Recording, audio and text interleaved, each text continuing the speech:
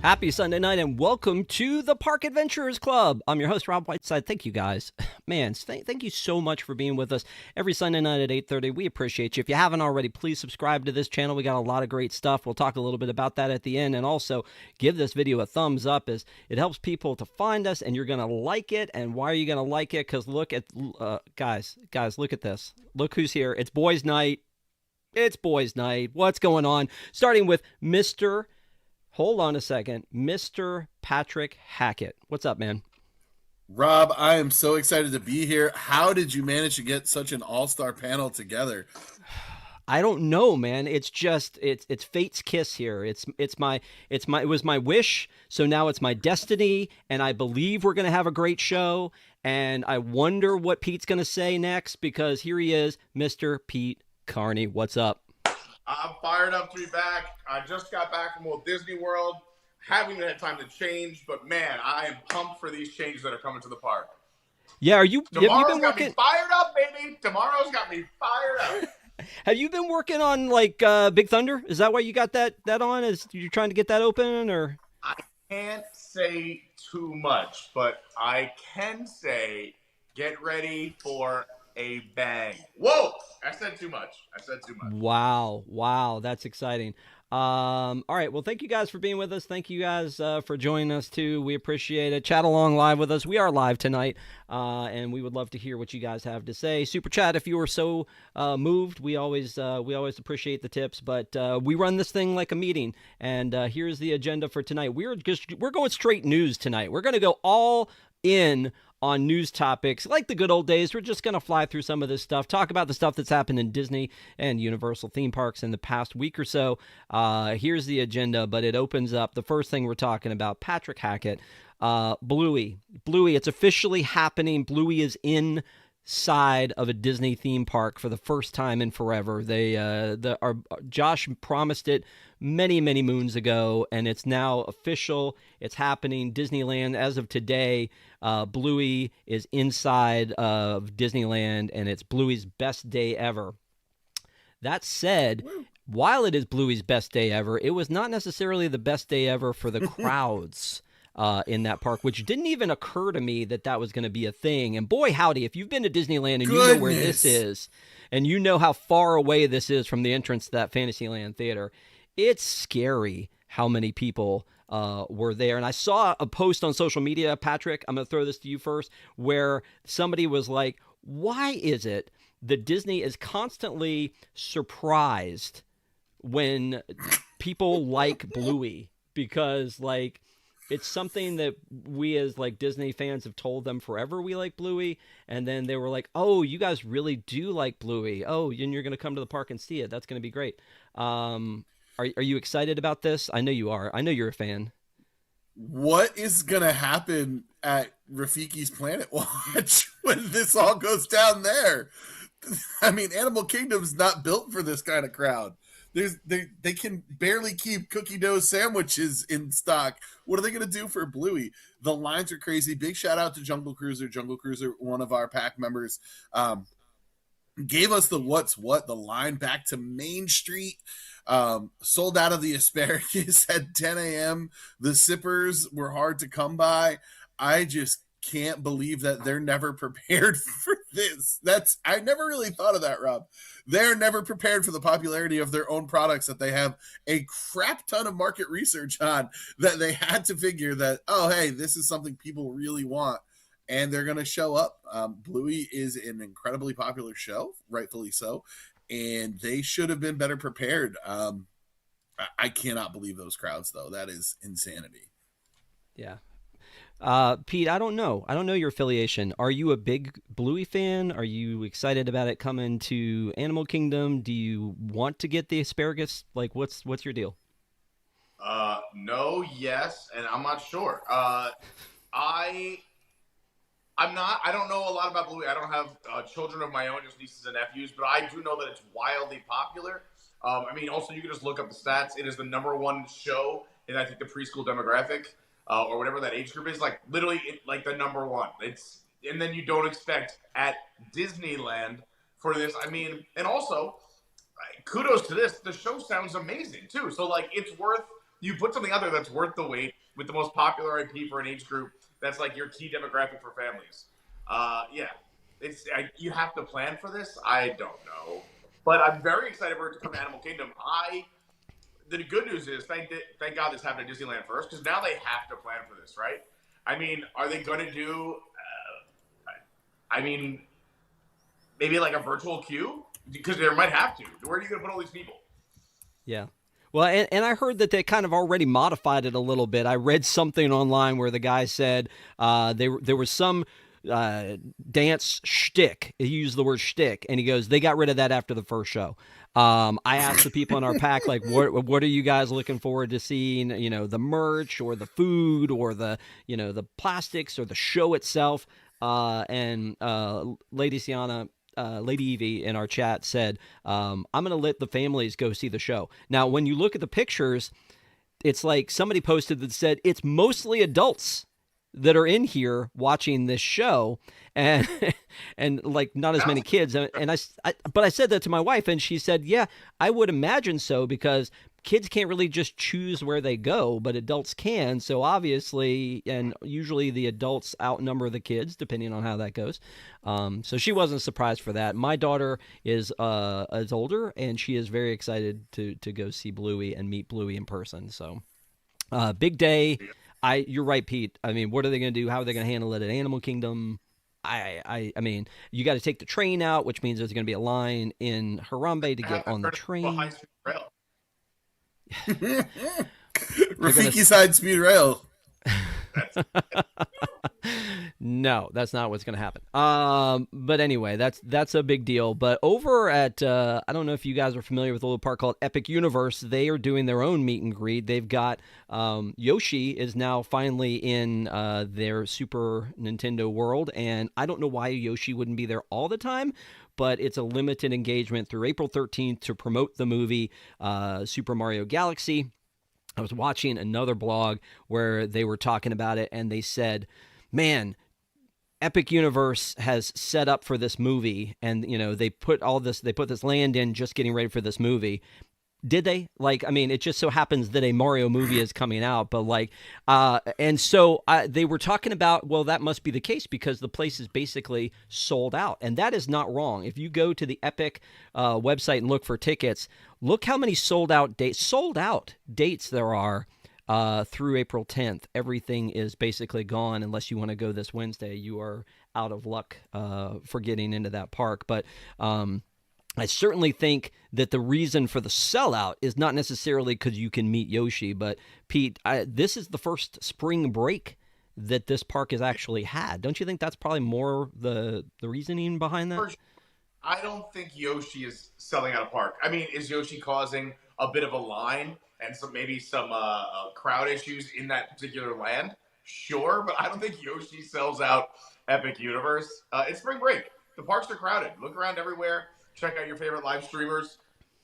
But it's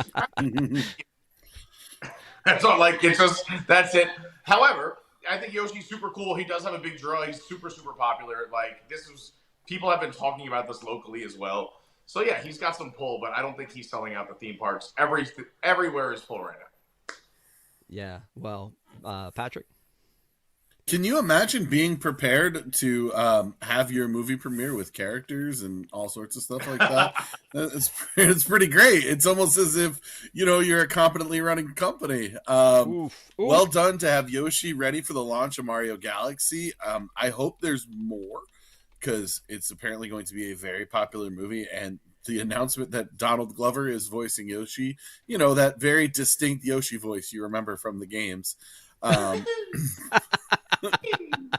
can't wait to hear Donald Glover do that. Emmy and Grammy Award winner Donald Glover. I mean, no, I'm excited. I can't wait to get to Epic Universe. Oh, it's adorable. Yeah. My Yoshi. Yeah, it's the thing. But I just thought that was funny when I heard them go, well, I mean, they've prepared for this movie, and what is Disney doing for Hoppers? How ridiculous. And I'm just like, it's not the same thing. Like, they're taking advantage of the IP, like you said. I wish that Yoshi was there all the time. Love Yoshi. Everybody loves Yoshi, I feel like. They did a really cool thing. Fan base? Like, they got a 30-year head start. Right? I know. Stop making sense, Pete. That's like, I mean, what are you even doing over there? Does Hoppers even have the same fan base? Obviously it does. Speaking of Hoppers, let's talk about that. The movie Pixar's Hoppers has come out. Rave reviews from critics. I think most audiences are like, yeah, this is fine. We like this. This is pretty cool. But surprisingly, Patrick, Disney was kind of prepared for this one, that they did. Look at that. I know. Lizard. Look at that. Lizard. Yeah. Lizard. They did an overlay. Okay, we're good. One more. Nope. Ready. Okay. All right, great. So they did this overlay over at Disney California Adventure on the Redwood Creek Challenge Trail, where they've basically rethemed the area that was, Brother Bear, and they had a little bit of up stuff over there before to Pixar's Hoppers, and I'm excited about this too. Like, again, we're going to be out there next week or in a couple weeks, and I can't wait to do this. It looks like they actually put a little bit more effort into this one with, like, the statues and things like that. I don't see any meet and greets, but apparently there's a little museum situation, like an exhibit over at the hotel, at the Pixar Place Hotel, that you can see. So they've put a little bit of effort into this one. But Patrick, you don't think this is enough? This is not enough to support? No, I'm impressed that they were ready to do a little something for Hoppers. I'm very impressed. Hoppers is a fun movie, a little intense for little ones. So be wary that it does kind of get dark at places. But yeah, kudos for being ready for your movie and doing some cross promotion. You have these theme parks. We when we do television shows, we always talk about when we do our on the plus side, we always talk about what were the connections in the parks, and there's hardly ever any. And it's great to see when there's some connection, because this is something short, simple that you can do to promote the movie, and then it can just go back. Or you can make it Gravity Falls. You already have the word Mabel there. We're halfway there. Wow. I don't think anybody was asking for that, although I do love me some Gravity Falls. I don't think the tie-in is quite there. Pete, you expected them to have a dark ride ready for this, right? A dark ride would have been cool. I was talking about this recently. Maybe today, earlier, but I miss when there's that grand promotion and sets a hype across the theme parks, and the bold, when Beauty and the Beast was coming out, and I love this story. Eisner created a stage show, and the stage show at Hollywood Studios debuted on the same day it debuted in theaters, which means if you were in the park that day, you had no idea who these characters were. It's a Bug's Life was running before the movie came out underneath the Tree of Life. The Teenage Mutant Ninja Turtles met in the park. You had Aladdin parades. I miss when they had these things the week of the opening in the movie theater. There was a hype. So yeah, this is cute. I guess this is good for today's standards, but I miss the days of crazy hype, especially for original IP. Yeah, no, for sure. But I mean, it's always a gamble, right? If you get something like Dinosaur Countdown to Extinction ready for the park, and then the movie doesn't do so well, the tie-in gets lost along the way. But at the same time, they miss the mark on things when they don't know that it's going to be a big deal. Like Frozen, they weren't ready for merchandising, et cetera, et cetera. And now they overdo it with Frozen. Yeah, but that's the thing. I'm not saying you have to I think merchandise has gone too far. And I'm so sorry, Rob. That's not a knock at you. I'm so sorry. But just entertainment or a parade or a meet and greet. I mean, those are the fun things. Or even this little attraction is cute. Or an overlay on a ride that has an easy overlay. I don't know. Avatar. That are fun. They can afford to swing and miss. Worst case, people have this cult following to something years later. Or they have that picture of here's me, dinosaur, whatever it might be. It's still fun. They're not losing money at the end of the day. They're making money in the movie. They're promoting it in the parks. It's still fun.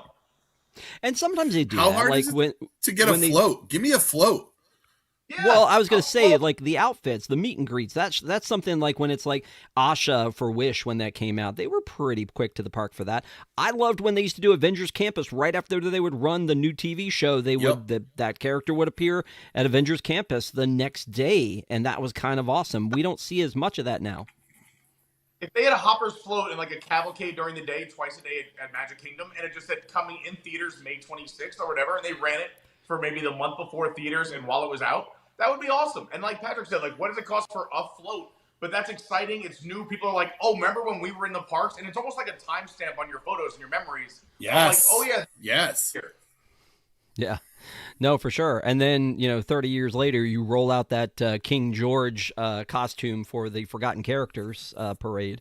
And But that'd that's be great. really how you timestamp. Like me, I only went to Disney once as a kid, but I can tell you what range it was because Aladdin Parade was running. There was the Beauty and the Beast stage show. Like that's how you timestamp those things. And even though they have short runs, like Ninja Turtles were in the park for like a year.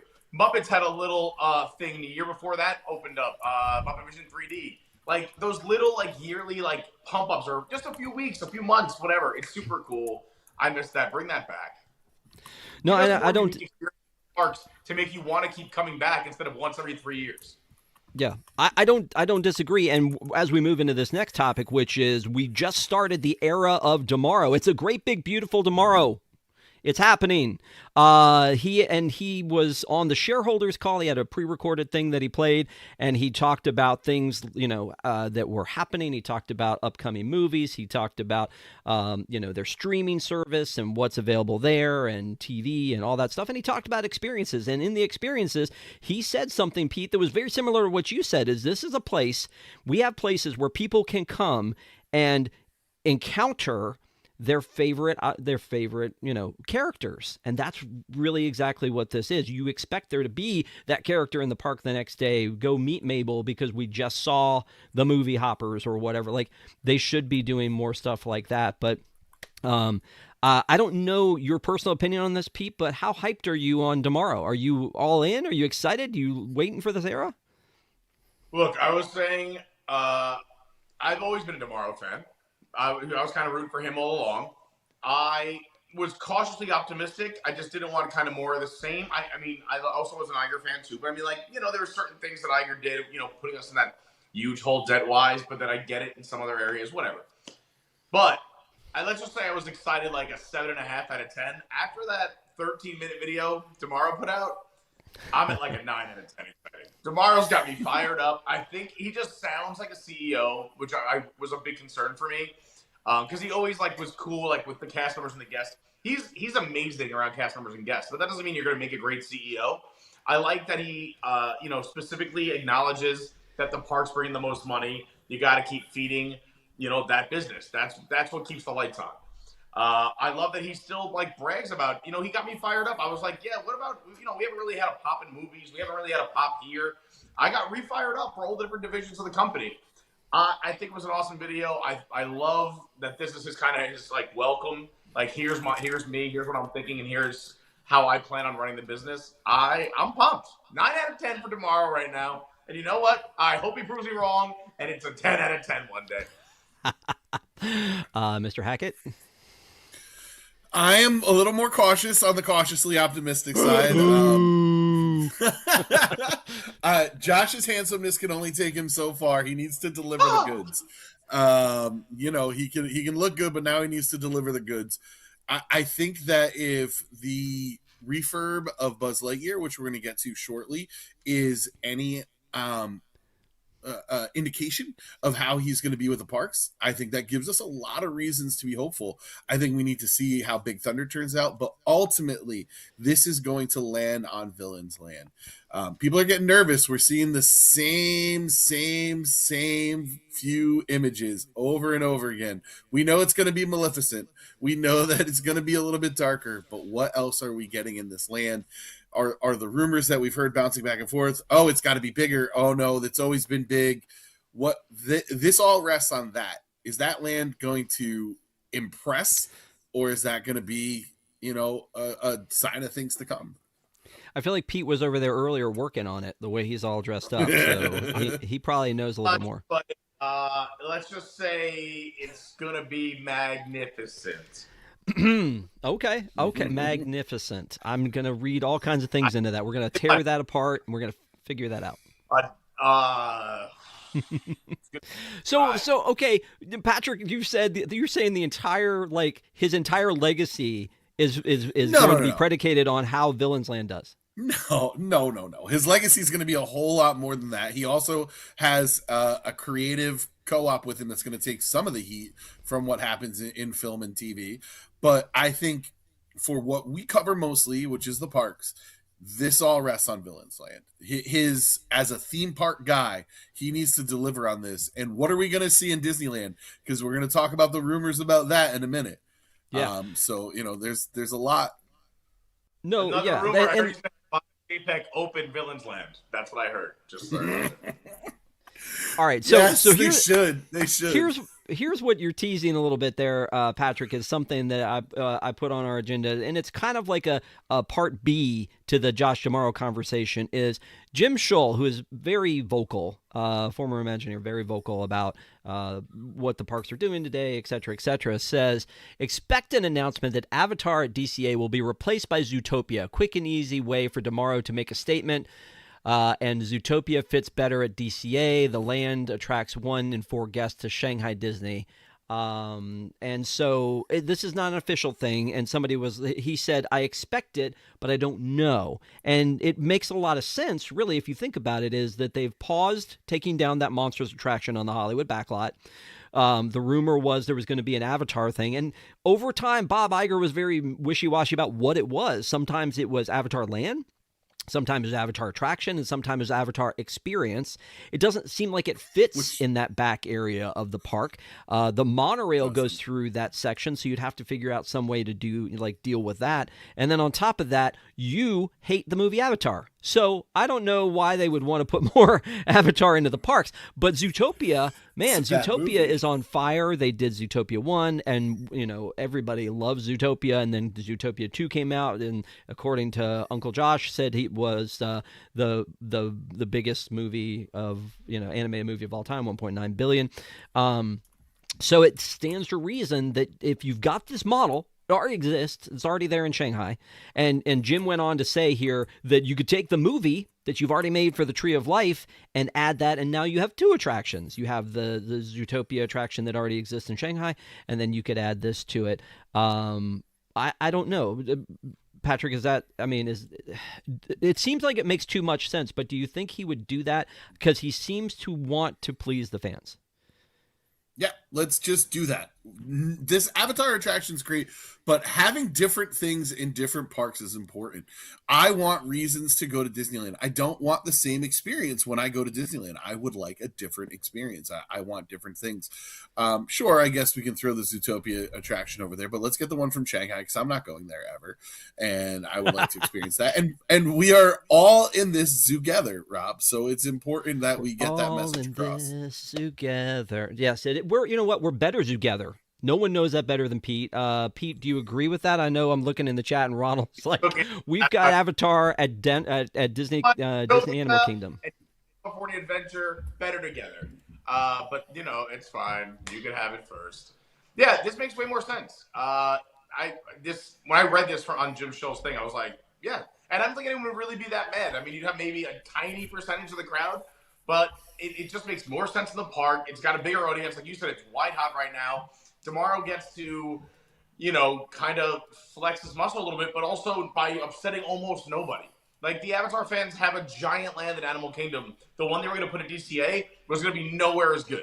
Like, it wouldn't have been as good. It would have been a little, like, the little stepbrother in that, it just, no offense to little stepbrothers. It just wouldn't have been as big and exciting. Zootopia attraction over at DCA, it's going to be so much more popular. This is a great idea. If it's true or not, it should happen. Like, hopefully Josh reads it and goes, I wasn't planning on doing this, but gosh darn it, that's a good idea. And I don't know why I gave him an accent. Wouldn't it be fun if you talked like that a little bit? I'm good enough, I'm smart enough, and gosh darn it, people like me. Stuart Smalley. Anyway, so Yeah. I mean, again, it would be an easy win. It already exists. The plans are already there. Put that there. And I feel like I can visualize it better in that space. If you went down Hollywood backlot and you like turn left after the PhilharMagic and you take that theater and you put the Zootopia in there and then you walk through there, I can see it as a city as opposed to what what we've got. How are you going to make that Pandora?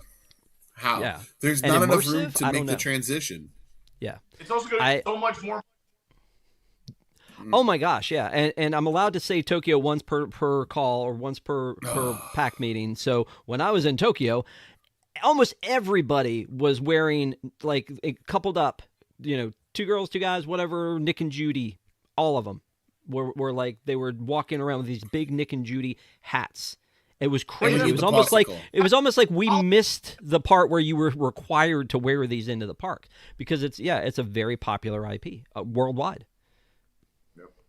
So, so again, another thing that Josh talked about, and this is kind of our next topic here, is he talked about there is a new ship coming, and he gave it the name, and the name is Believe. I don't know if he named it, but he told us the name, and the name of the ship is Believe, and there's a little sizzle reel, and God help me, Pete, I love a sizzle reel, but on the sizzle reel, they go through and they mention each ship. And they're like, there's a certain kind of magic in sailing, and some wonder, and sometimes it's like a fantasy, and I was like listening through this, and it was kind of like a graduation speech where Grandma puts all of the chocolate bars names into the thing. I don't know. I liked it though. It was cute. It kind of came off pretty well. But Pete, I know you love a cruise, but does Disney need a ninth ship? I'm about to ChatGPT something because I feel like someone just put into like ChatGPT, give me 20 whimsical words that are kind of like magic, and they're just like, what do we want to use next on like a whiteboard? Yeah, I mean, congrats to the Disney Cruise Line Company. I mean, this is going to do well. This class, the Wish class of ships, I believe this is, or the same as the Wish, or similar. It does so well. Their sailings sell out. They have rave reviews. People are paying astronomical prices for these cruises. So why not keep pumping out the ships until no one has the money to go on these ships? Why not keep making the money? Yeah, it looks awesome. It's gonna be It's gonna be a better cruise ship than the one they just launched out in Singapore. That's for sure. Okay, if you say so. Mr. Hackett, you like a cruise? I also like a cruise. Oddly enough, Pete and I were on a cruise at the same time, and he was on a ship that I was on previously. So he was on Explorer of the Seas, and I was like, "Oh my god, I should have told Pete. I forgot. Now I'm telling him." Once a Disney cruise is affordable, I will gladly go on a Disney cruise. Until then, I will stick to the cheaper lines where I can get my entire family on for the passage of one person. At a Disney cruise. They're running out of things to do. I mean, the treasure reviews are not great right now, and they're reskinning and retheming, and people aren't digging it. They're not digging it. They got to come up big with Believe. Well, I mean, which I think will be exciting. Like that does well on these ships. Like honestly, the one ship I did want to go on because once I saw there was a Haunted Mansion bar, I'm like, all right, that might push me over the edge. Yeah. Yeah, I know, Patrick. Look, don't go chasing waterfalls. That's what I have to say to you about that. Just stick to the rivers and the lakes that you're used to. And if that's not a Disney cruise, I understand. I asked our pack, which is our Park Adventurers Club members, and we love our pack. Thank you guys so much for being members of our pack. We have a Discord. We can tell you about how to join the pack at the end. But I said to our pack in one of our questions of the day, the ninth ship is the Believe. Come up with a name for the 10th one. Patrick said Journey. And he must have put that into ChatGPT. No, I didn't. And then Jake said Bodie McBoatface 2. And then he also suggested Ohana as a name for one. And then somebody, I'm not going to name names here, said that the Disney Extortion would be one, the Second Mortgage, and then also I heard the Disney Fleece. So these are names that the team came up with. We always have a good time in there, so thank you guys for sharing. What were you going to say? Shout out to Ed in the chat for correcting me. All the bad stuff I heard was about the adventure, not the treasure. So it was about the adventure. It's going to be better than this one because they reskinned that one, and it's not a true Disney cruise ship. It was about the adventure. Sorry. Yeah. Sorry, I got... We can make money on this. Yeah, it was like 80% done, and they paid a fraction of what it cost to do it. Property Brothers showed up, and they were like, "You can pick one of these 3 ships," and they took this one. And... It's a fixer-upper. It's a fixer-upper. Yo, yeah. That would be a heck of a show if, like, reskin Flip or flop ship. cruise edition. Yep. Okay. Oh, yeah. Apparently it's a flop. Yeah. Okay. So the next thing we want to talk about are, this is kind of getting into the positive. I feel like there's a lot of things in the positive, and Patrick, you kind of teased that about the Buzz Lightyear we'll get into, but, one of the things they announced at Destination D23 last year, in Florida was which gained just a huge ruckus from the audience, is that they were going to repaint Cinderella Castle back to its sort of original colors. It has been sort of a peach color, which is not even canon, Patrick, sorry for saying so, for Cinderella, and they are making they're making headway here. It's almost completed, and they're doing it without putting up a lot of too many construction walls and inconveniencing people during the day, because it's something people love to take pictures with and of, and so they've just kind of been doing it along the way. But it's almost complete. The new blue and the white, it really looks nice, I feel like. And I saw somebody on social media say, I dare someone to say something bad about this. So with that said, Patrick? No, it's gorgeous. It is clean and pristine. I am on record as saying I enjoyed the pink castle. I always thought that the castle beforehand was my wife and I's castle, and the pink one is the only one my daughter has really known through her lifetime from when she can remember. I'm actually staring at her model of it across the room. But I think when we roll around in December, it is really going to pop for her, and I can't wait. It looks absolutely pristine. Yeah, I would think, and Pete, you have got to probably be impressed with the fact that they've been able to do this without shutting the place down, right? Yeah, to be honest, you don't see a lot of the cranes or even a lot of activity. They're doing it super discreetly. The only thing you do see is they closed a ton of the moat. They drained more moat than they normally do for the castle lights when they used to do the castle lights, and when they did the last painting, it was a smaller portion. But they did more of it because I like that they're also touching up kind of like the riverbed or the moat bed, if you will. Also touching up the paint on the rocks. And like you said, it's pretty discreet. I know you said find someone to say something bad about this. I don't know if I would have went with an eggshell. I would have went with more of an off-white. But besides that, I love it. Okay. Honestly, I think this is the positive. No notes. I feel like this is exactly what they needed to do. I don't know if this makes it I don't know if it's now better to project on, or if that was one of the reasons they painted it. But I would like to tell that. What's that? Why they don't have movie screens that are pink or projectors like on people's houses on a pink wall? They're always white. We were talking about this the other day. It just makes so much more sense.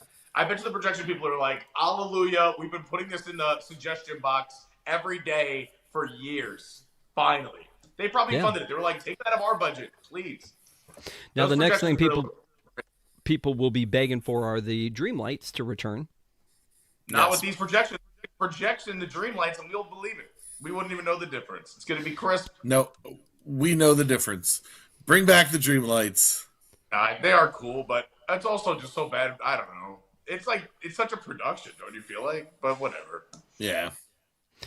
Yeah, okay. Well, again, this is one of those things that I think most people are excited to see happen. I'll be anxious to hear if Patrick's daughter looks at it and goes, "Nah, paint it back pink. Let's make that happen." One of my favorite moments when I first met Pete Carney was we were walking. It was the VI pass holder event, and we were walking out at the end of the night, and there was construction going on around the castle. It may have been this painting. I don't remember. It was 2019. They painted it before then, right? But they would drain the moat out, and there were guys working there at night since it was just a pass holder event. It wasn't regularly open. And he just went over to the railing and looked down and yelled down and goes, "How we looking, fellas?"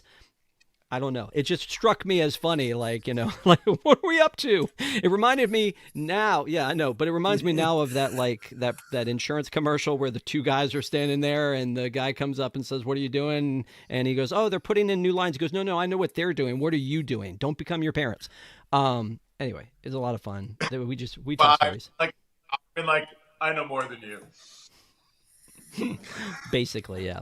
All right. So again, on another positive note is that the Buzz Lightyear attraction at Magic Kingdom has been renovated, and this is a great thing because, like, I don't think this is something where it was completely broken. Obviously, it was looking a little long in the tooth, but it was one of these things where everybody always still loved it. Everybody it was always a packed line to get in. Very rarely did you get into a situation where he can't even stop. You can very rarely got into a situation where people were like, it was walk on. So this was definitely something that was exciting. And they looked at this and went, hey, we can make that better. And they took it down for a small period of time, and they just refreshed the whole thing and made like a bunch of improvements that I was like, I don't even know that I would have asked specifically for these improvements, but I'm so glad that these are here. Pete, it's in cast member preview right now. It opens up on April 9th. Are you going to go and be there when it opens up for realsies? Yeah, we're gonna try. I'm trying to get to the cast member preview or one of the previews. But yeah, I definitely want to check this out. It looks awesome. This is what I wanted my childhood bedroom to look like. Like, look at these black lights. I mean, I know a lot of us, I don't know how old people are, but the stars, those glow-in-the-dark stars you used to have in your bedroom, like this. Yeah. Like, look how crisp and clean this looks. It looks so good. Oh, man. No, it looks great. You know what? I'm not complaining they did it. It's just funny because, like, you kind of made a good point that, like, nobody was asking for it per se. Like, it wasn't on high on the priority list. But they were just like, some Imagineer just loves Buzz Lightyear and was like, this is the next one. This is the one we're cleaning up. And it's awesome. It's fantastic. And hear the difference between what I'm saying. I didn't say nobody wanted this. I was like, nobody asked for this. So I do think... like, whatever. It's yeah. I like it. I mean, put a paint on the people mover, we'd be like, ooh, but it's not like everyone's demanding it. Yeah, and I think they went above and beyond on this one because they went to infinity and beyond, if I may. They went and they updated. Yeah, no, I can do that. They updated the cars, they updated the screens, they updated the scoring, they updated the targets, they updated the paint, they updated the storyline, they fixed that. I'm just kidding. No, they fixed That'd been awesome if they did. It's like just random drops. Yep. They added a drop. Yeah. But they added all these cool things to it that, like, again, like the guns come out now, which I think is great because if you were not the person steering, you couldn't necessarily point your gun the way you wanted to point it. And the one in Disneyland's already set up like this, so they had the opportunity to do that. But so the guns come out and you can shoot a little bit more freely, and then also the scoring has changed. And that one room though, that dark, like Omni theater that you would go into now has like new Pixar animation in it. So Patrick, what are you excited about this, I assume? Rob, I am so excited about this. I was hoping you didn't show the one thing that I'm really excited. Like, the feedback you get when you hit the target is so great now. Like, you can tell that you hit it. It lights up. It spins. It's very, very good. I'm sorry. I don't want to be a negative Nancy, but I do have two small things. Number one, it's going to break like a lot. Like, I feel like it's gonna break a lot. I feel like it's gonna break a lot. And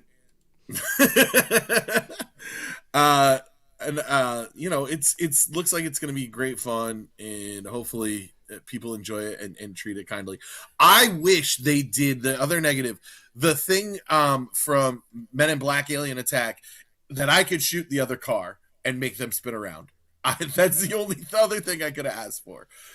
This is going to be great. I hope it doesn't have a lot of unplanned downtime, but I worry. They're more likely to have been able to put in Pete's drop than they were to put in what you just said. You know what? It's so good.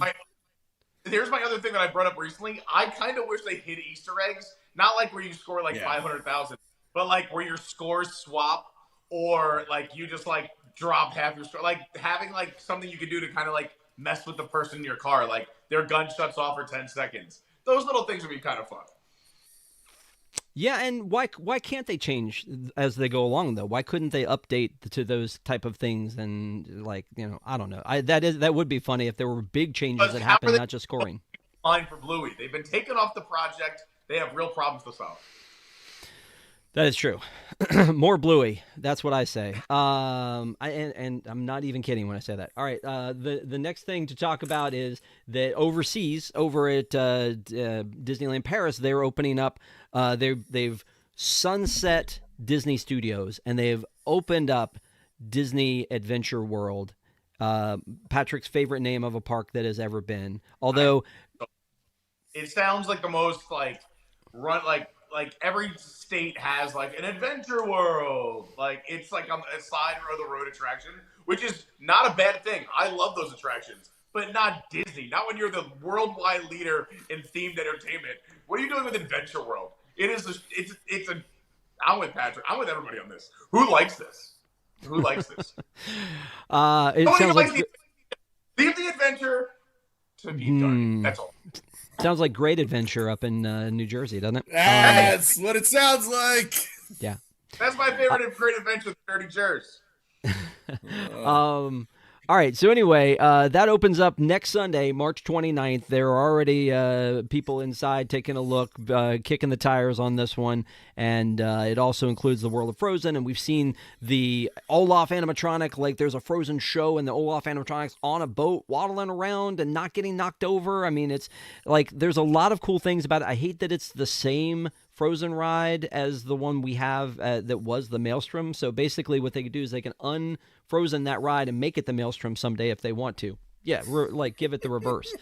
But Patrick, my favorite thing that we have discovered about this is, and you pointed it out on another show, is that Adventure Bay, where they put their big light show, has a history in another IP that is not Disney. Yeah, no, it's Paw Patrol. That's where the Paw Patrol is from. Paw Patrol's from Adventure Bay. Showing my age, we make fun of Rob because he's a little bit older. But there was a great bit on SNL where Adam Sandler was doing a stand-up character, and everything he said was, "Who are the ad wizards that came up with this one?" And yeah, who are the ad wizards that came up with Adventure World and Adventure Bay without Googling? But man, this land is going to be fun. The Walking Olaf is worth the price of admission alone, I think. I wish they did a little bit more and were a little more original, but I think it's gorgeous. I think it's going to play well. The show looks tremendous. It leaves a lot to be excited about there. Yeah. I agree when I'm looking at all this stuff. I mean, it has a lot of things that I'm excited about. The restaurant that is there, they've got a meet and greet for like a princess meal that is there. That's pretty cool. The show on the water is kind of awesome. The vibes of, but the fact that they're opening up World of Frozen and the Disney Adventure World, there's too many worlds. Way too many worlds. Worlds collide. Pete, what do you think about all this? When are you going? When is Adventures by Carney covering World of Disney? I mean, World of Disney, Adventure World.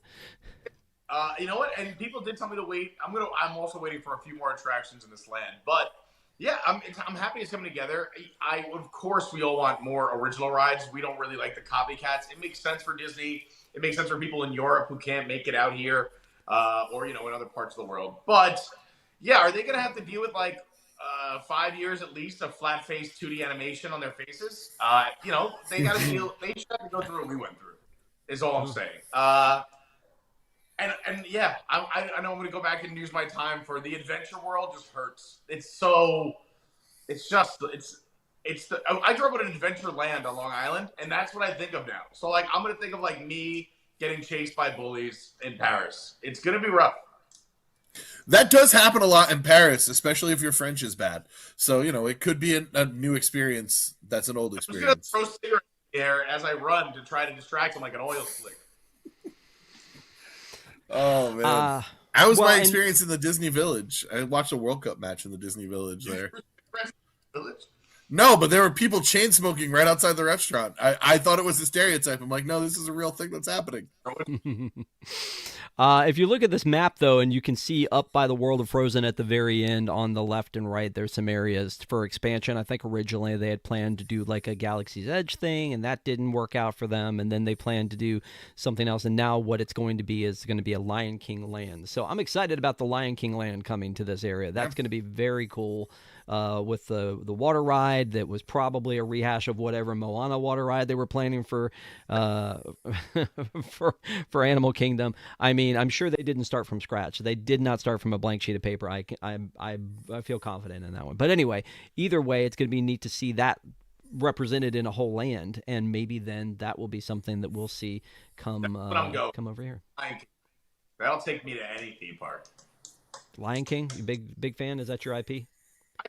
It's just such a great IP that we don't see like really utilized in any theme park. Well, I mean, you have the a safety first video at EPCOT for a little bit. That was yes, and now it's a real estate with Phil Dunphy. So yeah, I don't mind that. It's better than the old one. Anyway, let's move on to the next thing is to talk about the Grand Floridian. The Grand Floridian has had so much renovation going on in the past. I don't know. It feels like it's like every airport. It's been under renovation since. Stop raising my dues. Go work on another hotel. Yeah, Patrick is he owns some magic over there, so that's exciting. And so every time I think like the last vestige of things that had been closed from COVID had finally reopened, and Pete, on the old show, we always used to talk about that too. Every time, well, this must be the last thing. 1900 Park Fair took forever, and now this is back here. The Garden View Lounge is back, and it just opened this past week. I know, Pete, you love a good high tea. I love it. Love it. I'm not even joking. I do love this experience. This is an amazing experience. Yeah, when you going? I'm talking about it now. I wasn't sure if you were done. I was just excited. I want you to talk. I'm pumped this is back. I mean, I've gone to this a few times with a few different people, and like it's fun. And like you see like young daughters with their it's their mother, father, or families, dates. I've gone on dates there, like just friends hanging out, having a high tea. Like it's way overpriced, but it's fun and classy at the Grand Floridian. I think this is a great experience. The whole tea room is great. I love what they did with it. The refurb and the refreshment looks fantastic. I love the stained glass, the carpeting. It's fun. It's something that's different and unique at Disney, and that's the experiences that I enjoy. I just wish they called it the Tea Adventure Room. Yeah, no, I definitely I can see. Let's work with that. Maybe it's not in stone yet. But again, interesting that they've had this piece of real estate that's just been closed for so long, and but there are so many different eating spots, bars, and now that the Perch has been added to the lobby there, and I know you've hung out there, and then you've got the Enchanted Rose upstairs, and you've got so many restaurants in 1900 Park Fair and all these other things that have opened up.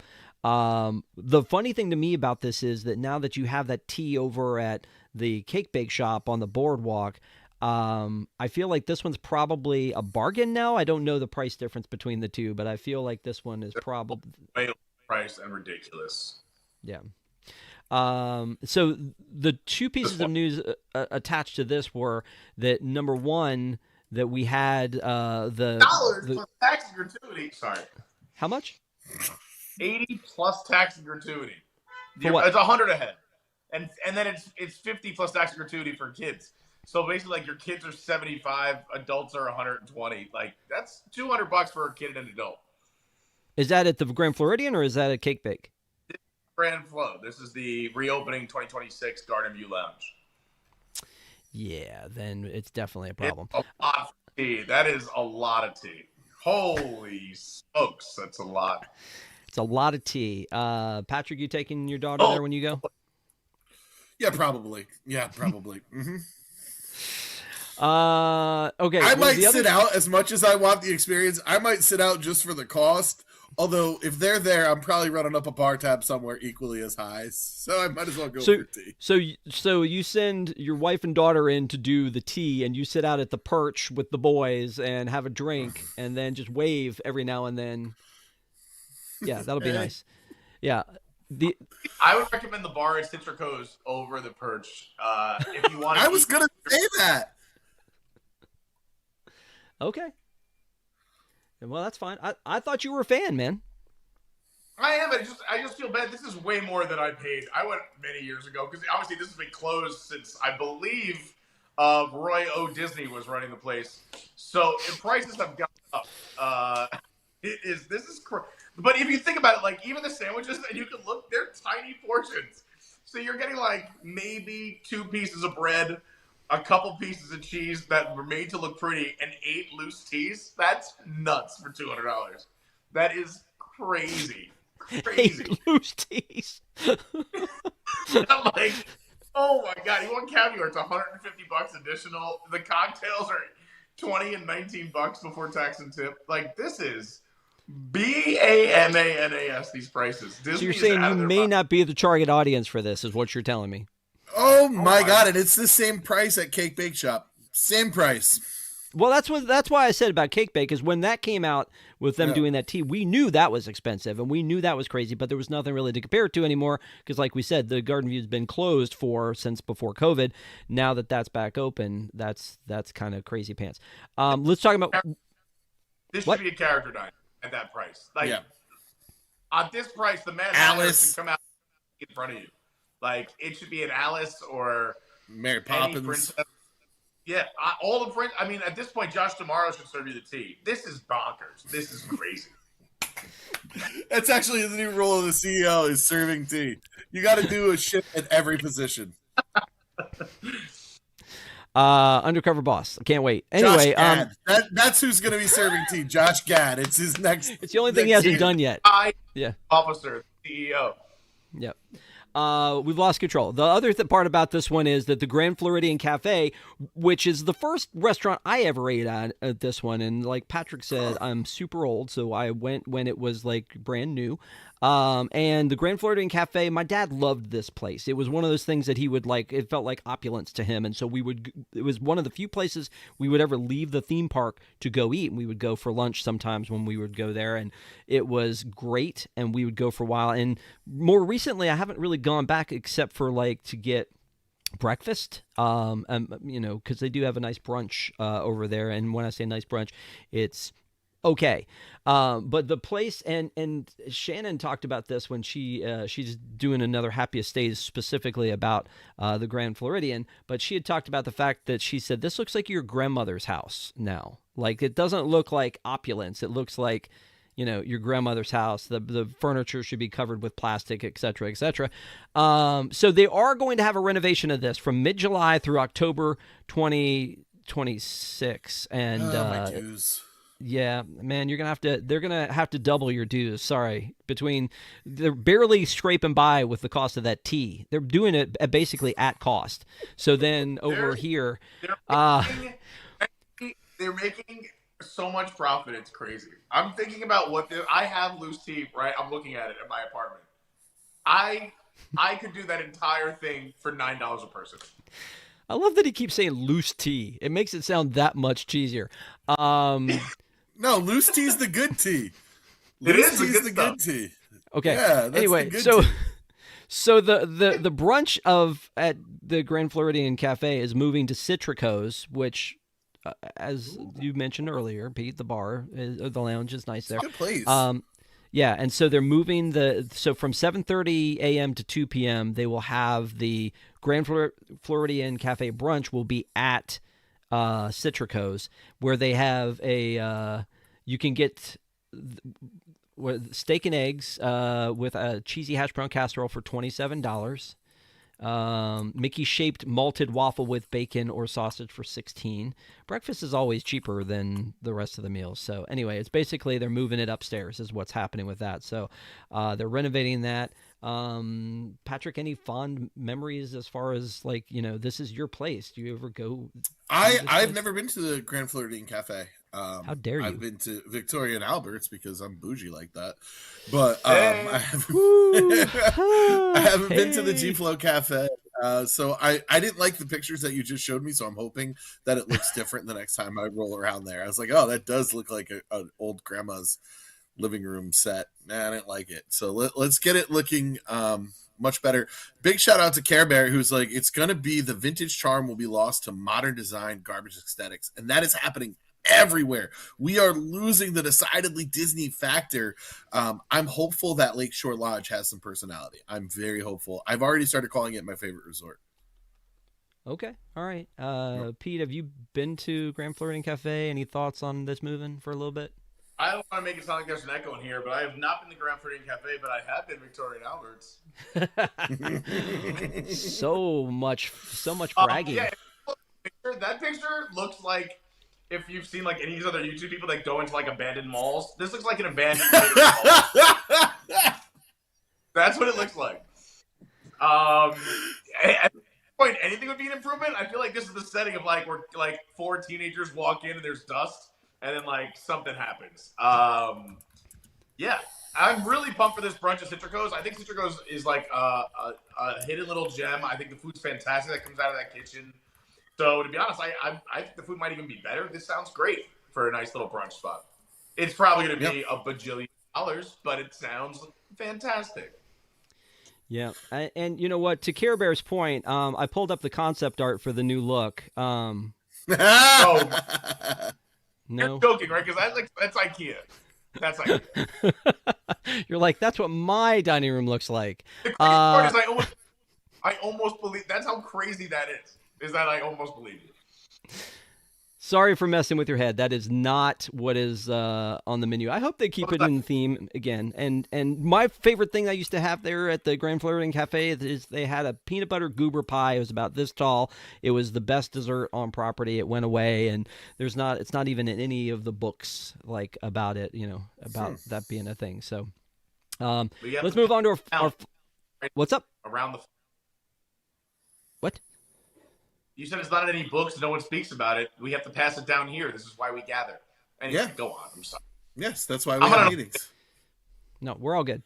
Let's talk about this last thing which on our agenda, which is Halloween Horror Nights is happening again. Halloween Horror Nights 35. 30 happened at a bad time. So 35 is going to be a bigger deal in Orlando, and they have announced this house, the Jack and Dr. Oddfellow Chaos and Control. This is going to be an original house with 2 of their original characters, and it looks like it's going to be fan-freaking-tastic. There was somebody who apparently worked on it and said, not only is this the most technically demanding HHN house I've ever worked on, but one of the most technically demanding projects that I've worked on, period. Wow. So that's big praise for something that is an original house and not an IP house. So very excited about that one, and I don't know if you guys have seen the latest speculation map. Again, this is a speculation map. Pull that up. This is not confirmed, but if it were confirmed, this might be the actual best HHN of all time, in my humble opinion. I mean, Ozzy Osbourne, that would be amazing. Stranger Things for one final run. Sinners, coming off of some Oscar buzz, and then Evil Dead. And Texas Chainsaw Massacre, plus, like we said, that Jack and Dr. Oddfellow one. It made me feel like a bad parent because my son, I shot him this, and he's a big HHN fan. He's like, "That's great." He goes, "What are the IP houses?" And I was like, "You can't pick them out of this lineup." So he was like, I said Evil Dead. He goes, "What's Evil Dead?"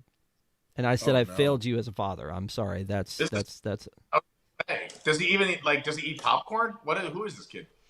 I don't know. You've met him. Maybe you can school him a little bit. I don't know. But Pete, you're an HHN guy. Are you excited? Do you think this will happen? Do you think the speculation comes true? Oh my God, I agree with you. I think this would be one of the greatest ever. And I know I'm newer to the game because I've only been going the last 8 or so years. But this looks amazing. I mean, look at how excited people are when you take original characters and then grow their popularity little by little, and then give us this grand thing about their original characters. This would be like if Big Al and Figment had some kind of special event. This is fun. This is amazing for HHN. The other ones, I mean, I saw the Ozzy one. I thought that would be incredible. I mean, you're keeping Stranger Things at this point until people stop showing up. That'll be on the map for the next 50 years. It's the Sinners would crush. The Sinners house would be insane, absolutely crazy. I mean, this is looking at this map. Any of these houses, I feel like at any other HHN would be the house that has the long line. Like, where are the people going to go? Because everything sounds awesome. Yeah, no, I agree. Care Bear is in chat saying that HHN is not her cup of tea. And to be honest, and I think very much like Brother Pete here, I did not go for forever because I thought I'm good down the street at Mickey's Not So Scary Halloween Party. That works for me. I don't know what you guys are doing up here. Then you go there and you see it in person, and the level of just production that they put into something that's so temporary is beyond scope. It's not something you could ever explain even to somebody. So, again, Care Bear, I get it. Like, I don't love to be scared. I don't usually choose a horror movie, so that's like not me, but I cannot get enough of HHN because of the absolute over-the-top production value, plus also nightmare fuel. But if you know, you know. And just so you know, Care Bear, you can actually get an entire pass for the month of September for less than a cup of tea at the Grand Floridian. It's not wrong. It's not wrong. It's not factually inaccurate. Patrick, do you have thoughts on this one? This looks really great. I was actually just looking back at some of my HHN pictures, and it's been 10 years since I've gone to Horror Nights. I was at the 25th anniversary. Oh. Don't know if I'm making it back this year. Sorry to interrupt. But this, no, you cut out. I'm just looking forward to the reviews of this. I love the original characters. Universal is killing it with original characters. Earl the Squirrel, come on! Like these are great characters, and they build it build it and build it and build it and build it and build it, and they have this IP that's theirs authentically for the parks. It's park IP, like Pete was saying. Figment and Big Al and the Orange Bird and all these things that like tie into the parks. We want that. We want cute little things, like the elf from not so scary is not the name of the Christmas party. Oh, you're talking very about very merry. This guy Crinkles with the Tinkles. I don't know, but also I'm Spike the Bee. You're talking about Ollie. You're talking about Ollie from like the gingerbread guy from Jollywood. Ollie, is that who we're talking about? No, well, there's Ollie, but no, who's the elf on Christmas? The elf parade, and he went around and people. Oh yeah, Tally. Yeah, Tally. Because he's Tally marks. Yeah, Tally. That's it. That makes a lot of sense. There we go. I do want to say that we do have a super chat, so which feels very HHN. So well timed to Fire Chief, who says, "I'm psyched for Get Smart House with Chaos in Control. I'll take Maxwell Smart and Agent 99 any day." Fire Chief, I think that you are too cool / maybe a little older for the room, but I will interpret for our younger viewers is there was a TV show called Get Smart with Don Adams and Barbara Feldon, and they played secret agents, and the two factions were not CIA or, KGB. It was Chaos was the name of the bad guys, and Control was the name of the good guys, and I never made that connection, but I'm glad you did, sir. I appreciate you. That is awesome. Thank you for the super chat. What's that? Steve Carell did Get Smart too, right? Or is that yes. The Rock? Nope. Yeah. Steve Carell did it with The Rock is in that. Anne Hathaway, right? She played the Agent 99. Yeah. Yes. That was the reboot, and that was a perfect person, I think, to choose for that one, but not still as good as the original. Some of those jokes, so good. What were you gonna say? I said I didn't see either one, but I'm taking your word for it. There was they made it into a movie theater movie, I think, in like the late 80s called The Nude Bomb. and then it was renamed because it was too like sassy or racy as the Return of Maxwell Smart, I think. I don't know, but anyway, I appreciate you guys. I appreciate the super chat. Thank you, Fire Chief. I think pretty much that wraps us up for our topics for tonight. I want to thank everybody for joining us. We went all news tonight. We didn't go long form of anything. Last week we did all long form. We talked about Japan. That was me and Annie, and we talked about like some advice and things to do on your trip to Japan, and it was like a 2-hour show. So go check it out if you are interested in going to Japan. We had a great conversation about it. It was a lot of fun, and then also, we've got a lot of cool stuff coming up. Patrick talked about our show, A Look on the Plus Side. That happens on Wednesday nights at 9 p.m. It used to just be a review show of things off of Disney Plus. Now we've expanded out past other streaming services, but are focusing mostly on things that align with the parks. And so the last one we did was 20,000 Leagues Under the Sea. So we talked about the movie, but we also talked about all of the parks attractions and things that were influenced by it. This coming Wednesday night, we're going to be doing Beauty and the Beast. We're going to be talking about things like Enchanted Tales with Belle, and of course the wonderful Tokyo Disney Beauty and the Beast attraction. That's three references on this show. You're only allowed one. I know. I know. I can't help it. It was yeah. But I try to be good, and I'm so sorry. But anyway, that's going to be this Wednesday. We're going to do that. Go check out that other our Park Adventure show from last week. And then on Friday night, we had Charlie. Our friend Charlie was actually a skipper at Disneyland. We didn't know that. And so Stephanie interviews him and talks about that. And then on Friday night, Patrick, I think you and Ron are coming to talk about something on Friday night. We are. We're going to talk about our cruise on MSC Meraviglia, where we went over to Port Canaveral and then 2 nights over in the Bahamas. So yeah. Very excited. Yeah. And then, of course, there's always something happening with Adventures by Carney. What's going on in your world? Oh, we're having a bunch of fun. Today we rope dropped Animal Kingdom. We were there for 4.5 hours. Last night we were Magic Kingdom. That was a ton of fun. We're making our way around Disney World. Of course, I'm loving the Flower and Garden Festival and Garden Rock. So come hang out. We're gonna plus, the normal shenanigans and fun stuff. We just love our Park Adventures Club. But yeah, if you want to come hang out on YouTube, TikTok, I appreciate it. Thanks, Rob. Man, we all hang out. We're all friends. We're all a team, and we all love hanging out with you guys. So thanks so much to everybody who joined us tonight. We appreciate you.